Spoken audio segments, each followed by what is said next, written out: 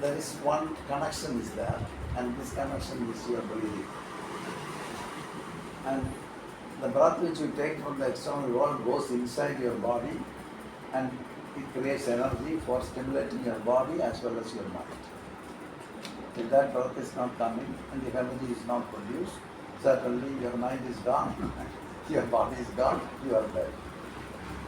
So the connecting link between the body and soul, or body and mind, you take it now, is your breath.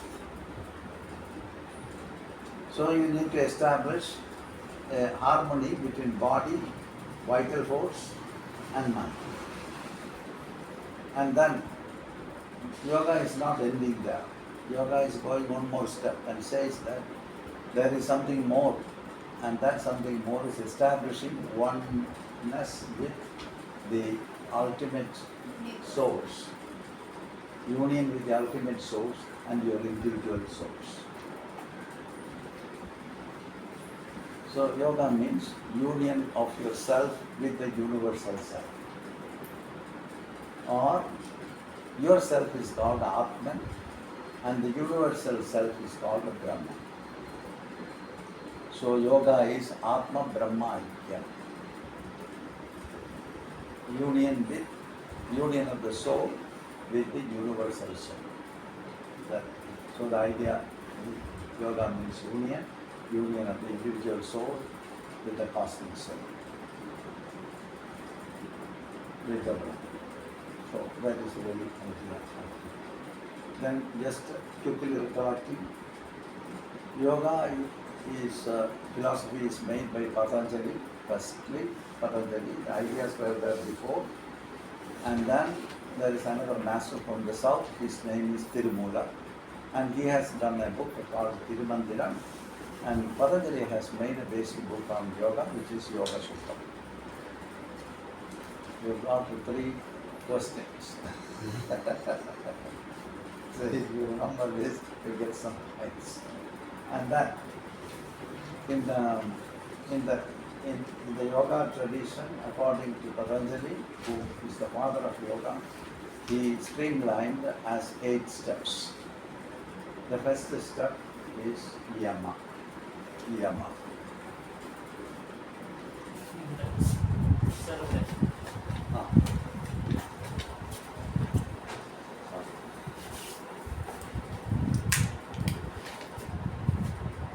8 steps of yoga.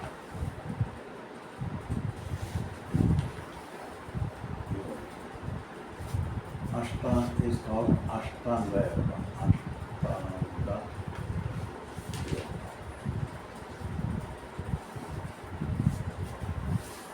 First is yama. Do you remember the second step? Niyama. Third step is asana. Fourth is pranayama.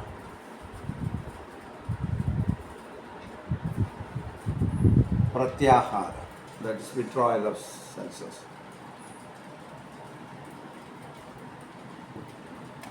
Dharana, concentration. Dhyanam.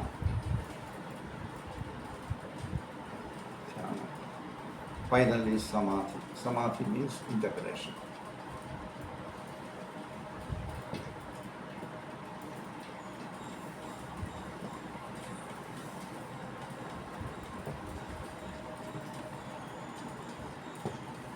So these are the 8 steps.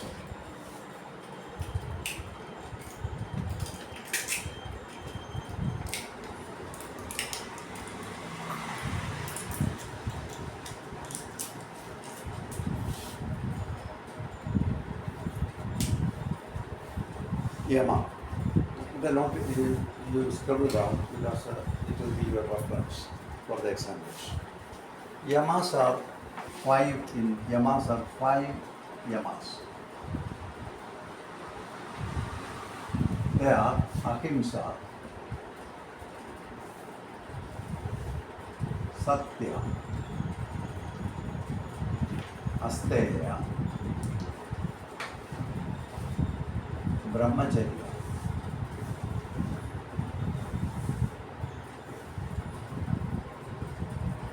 Aparigraha.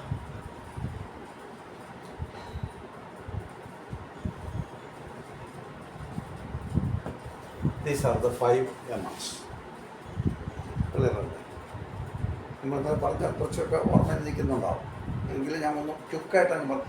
എന്നും ഇതുപോലെ കുറച്ച് കാര്യങ്ങൾ തലേദിവസത്തെയും അതിൻ്റെ തലേദിവസത്തെയും ഒന്ന് collect ചെയ്ത് പോകുമ്പോൾ പരീക്ഷയ്ക്ക് ബുദ്ധിമുട്ടൊന്നും നടക്കില്ല. വിചാരിക്കുമ്പോൾ പേടിക്കുന്നതാണ്.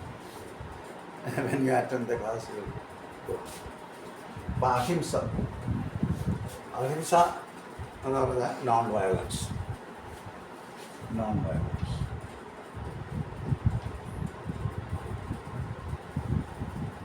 സത്യ, truth. Asteya, non stealing, honesty.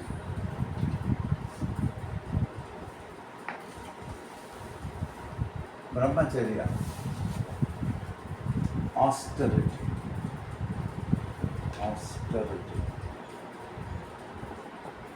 Aparigraha, non-possession.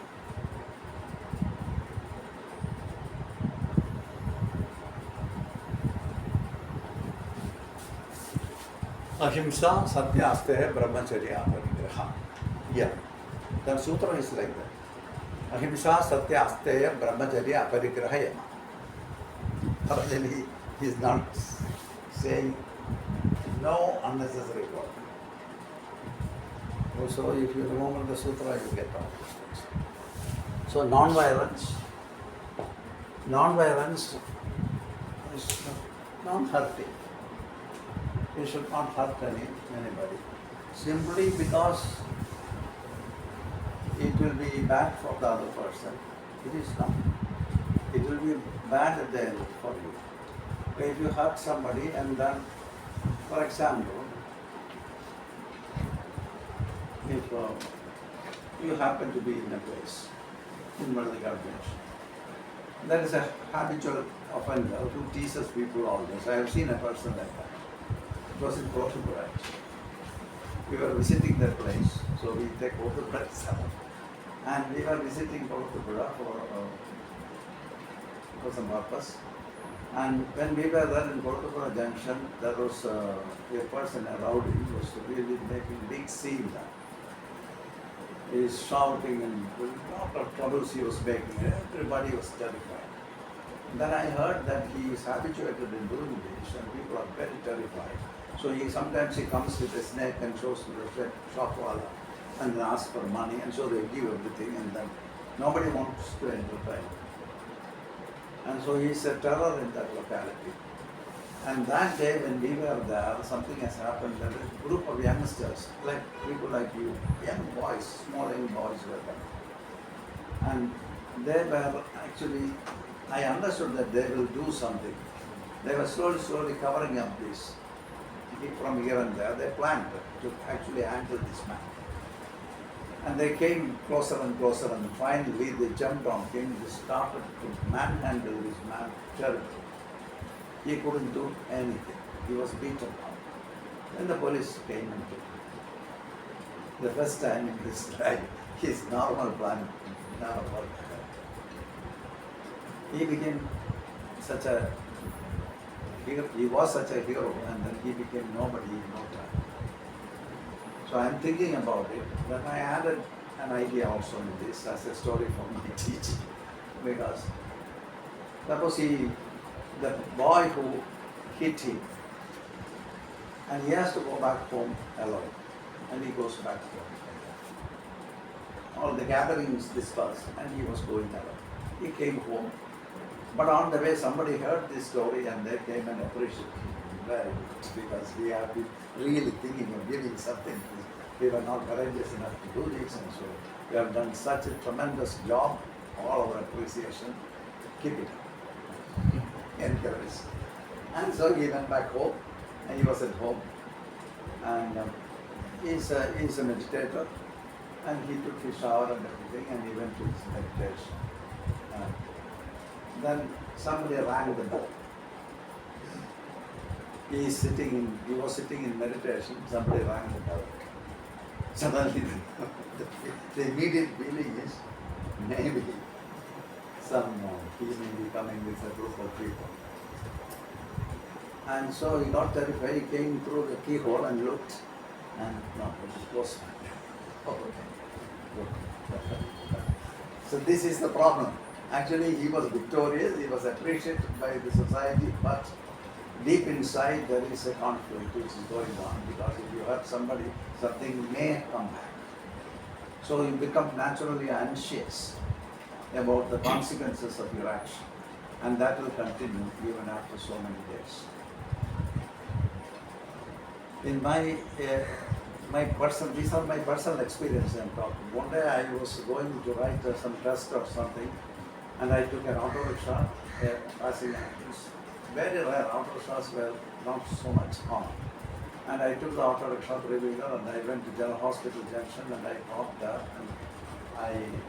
and he didn't have change, so I gave 5 rupees, old 5 rupees. He can take 2 rupees and the rest he has to give. And so he said we don't have change. So no, I had 10 rupees only. I went to the hotel which is nearby. It was in the morning actually. I went there and I took the change from the cashier, and I was coming back, and the bunch of notes were there in my hand. This man took some of the notes from me and said, right. Then that's impossible actually. This is very strange behavior. So I just followed him. And I said, give back the money.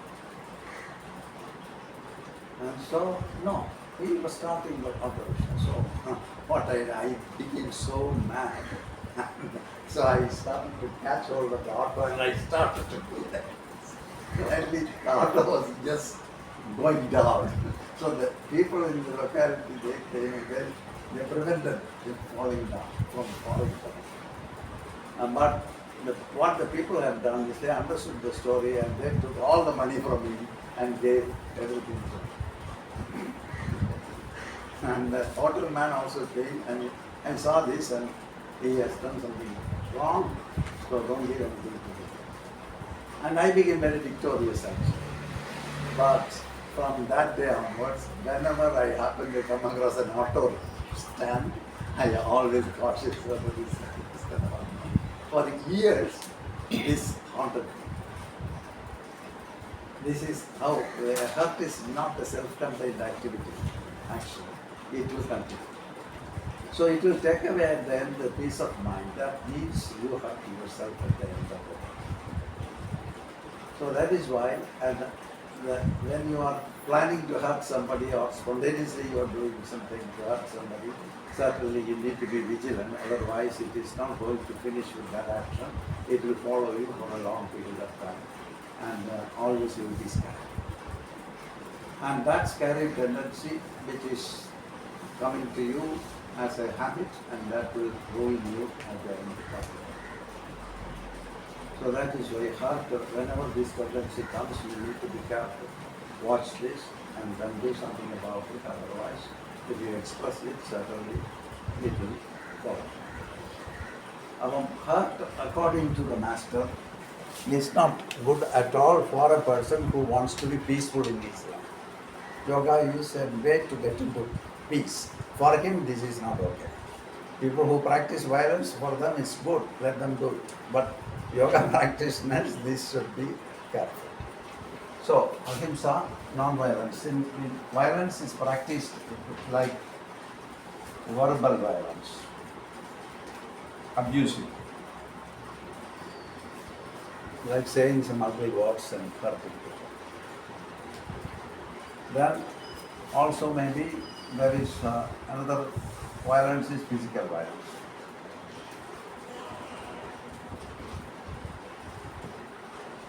Then mental violence.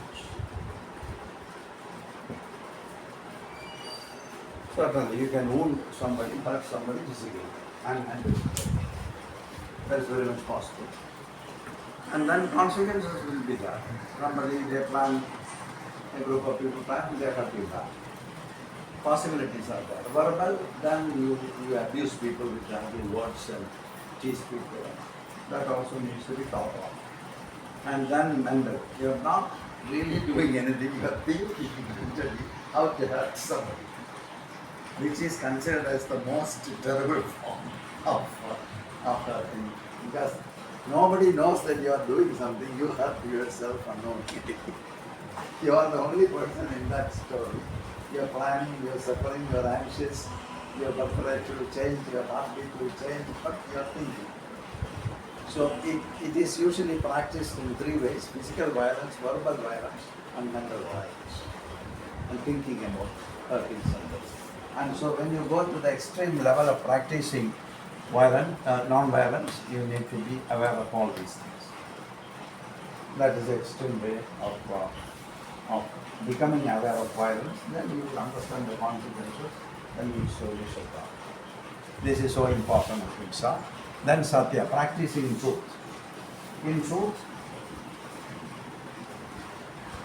is, as I was explaining that truth is only one, which is the reality.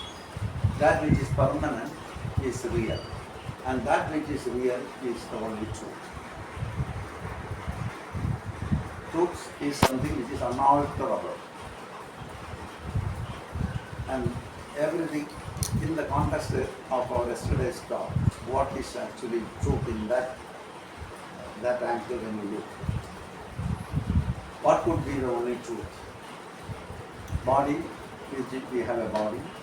This body was very small when we were born. Then we were grown, now we are big. And then it reduces. And maybe one day the body is not going to be here in this form. So it cannot be considered as something which is always existing. If it is not something which is not always existing, it cannot be a reality. If it is not reality, it is not. It's all you can cannot. So body is not true. Mind also is not a permanent reality. It comes and goes. In sleep it is not working. So when you are awake it starts to work. And so it goes and comes. It functions, sometimes it is not. So mind cannot be considered as a truth, as a base reality. So likewise, you are looking inside yourself, you can see many of the aspects that are working in you is not real. Your intellect is not real. It comes when there is a question to be discussed, it comes, it operates, and then it shuts down. It's not there permanently. Only when it comes, you know that it is there. Maybe there, but it is not at first. So likewise, when you are tracing deep inside yourself, everything which is there in different layers of your subtle layers of yourself is also not seen as something which is permanent. So what is permanent? When you ask the question, you will finally come to the point that beyond your mind, beyond your intellect, beyond your ego, beyond everything, there is a background which has the intelligence in it. And that creates everything. That must be the truth which comes to us. Even if you don't see it, it is there. It is the only permanent truth. But when Patanjali was talking about truth in this context, he is not only aiming at his ultimate truth, he is also aiming at facts. Like we have done something together, and that has given some bad experience for everybody. And then we wanted to forget that fact, because it is very terrible to even remember that thing that has happened. So we try to alter the fact mentally. And that happens when we narrate that particular story. Everybody tried to safeguard their position by altering a little bit of the fact. Yeah, usually we do. We alter maybe one or two words, and then it will be a presentable story. You are right. Everybody says, oh, you are right. But deep inside you know there is a conflict, because you have already altered the facts. And then when you try to alter the facts with verbally or mentally, certainly there is two elements contradicting each other inside, and that is conflict. The root of conflict is that. So distorting fact is actually a problem because it can be exposed tomorrow. And if it is exposed to what happens to us, we will lose our image. As we are very much attached and thinking that I am my image, losing your image is equivalent to that. I'm a great man, I'm a great Swami.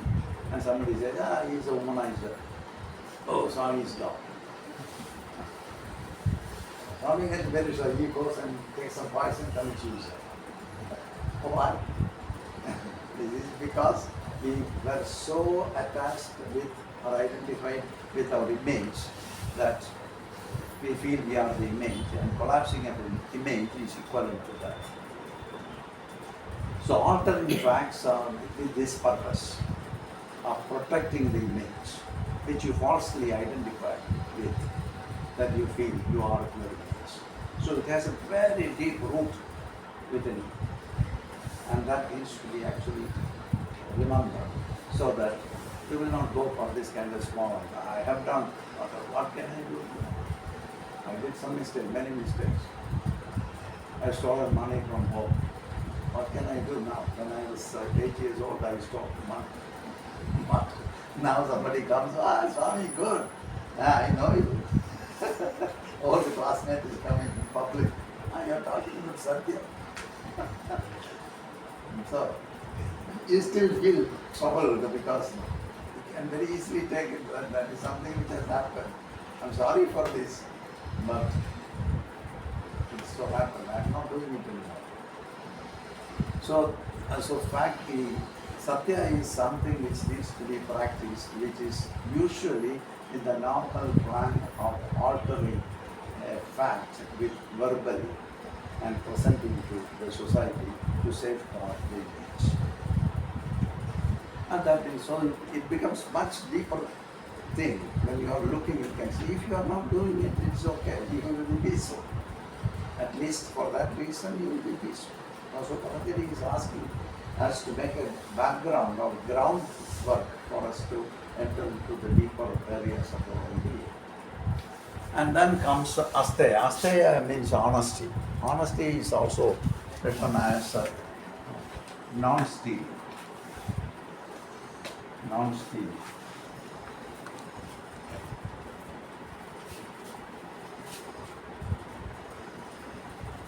Non-stealing. When we are trying to steal something from somebody, sometimes we know it doesn't belong to me.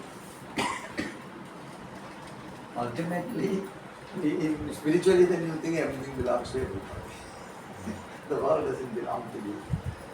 It belongs to everybody, and so if there is something, somebody is very hurt, very hungry, and if there is some food, you go and take it, and it's mine, and you eat it. But somebody will come and manhandle you and kill you. It happened even in Kerala. And so this is a fact that honesty, unless we have honesty, we will be very, very troubled. Deep inside there will be chaos. Because of the fear that we will be known by the society as a liar, as a thief. And that we don't want to. Even if some small things have happened, still we don't want us to be called as a thief. And so anything which comes near, closer to that will be creating a lot of trouble for each and every individual. So that needs to be understood. That we cannot do anything about it. We need to work within ourselves to understand it properly and then not to go into that side of living. That's so important. So when you look into yoga, yoga is working in the very depth, from very depth of you, from where possibility of problems could come up. And then comes brahmacharya. Brahmacharya is translated as nowadays in books you read abeyance of sex. Keep away sex from your life. But nature has this. Without sex, nothing is going to germinate. Nothing is, no new generations come. So it is not a sin, but the society has put a lot of norms on it, and they insist it for centuries and centuries, millions of years. And so it is like an unwritten law, everybody knows it.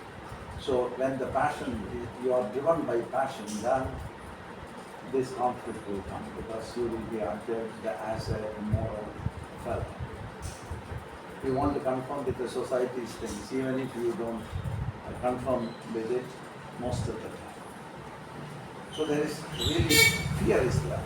The deeper longing is to go for some pleasure, but the fear is also alongside with that. Fear and sex goes hand in hand.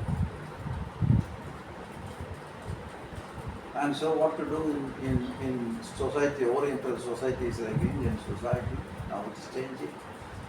So what to do? We need to be aware of this.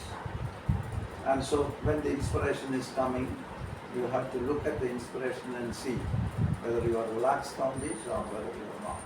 If you are not relaxed, then you are driven by a trance, certainly you are doing something out of mind.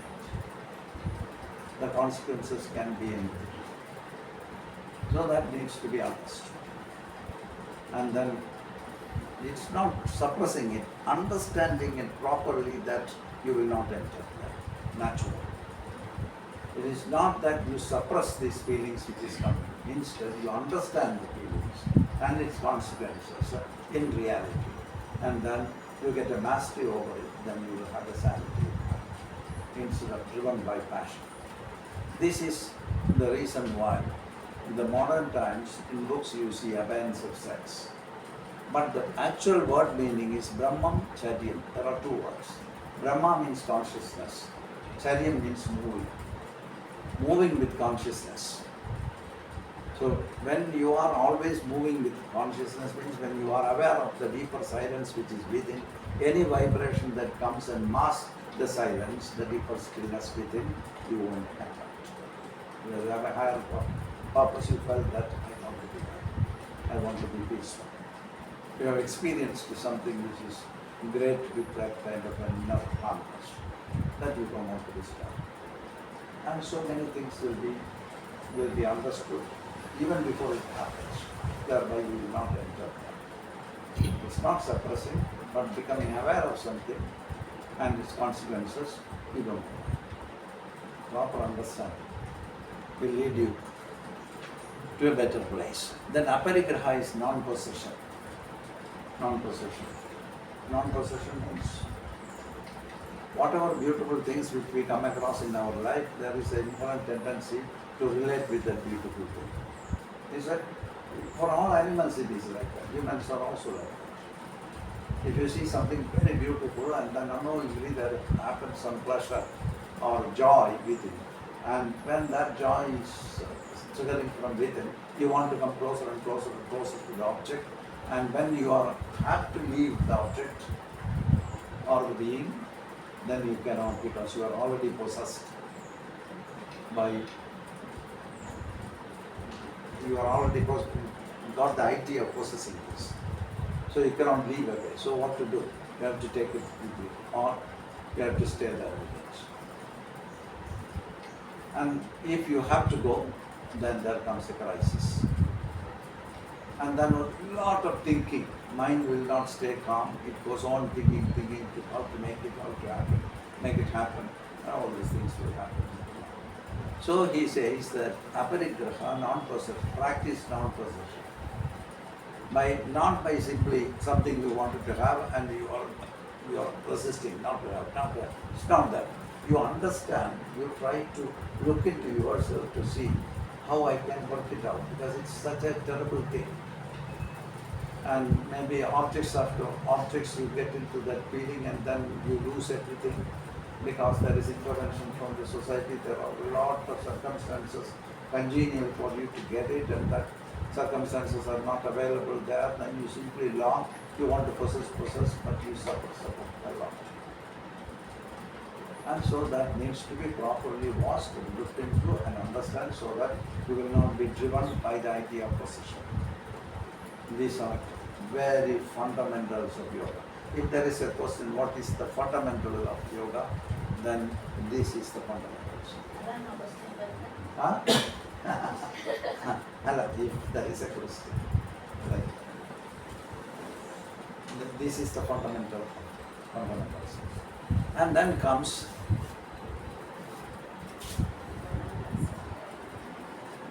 Niyama. Shall I rub it up? Erase it.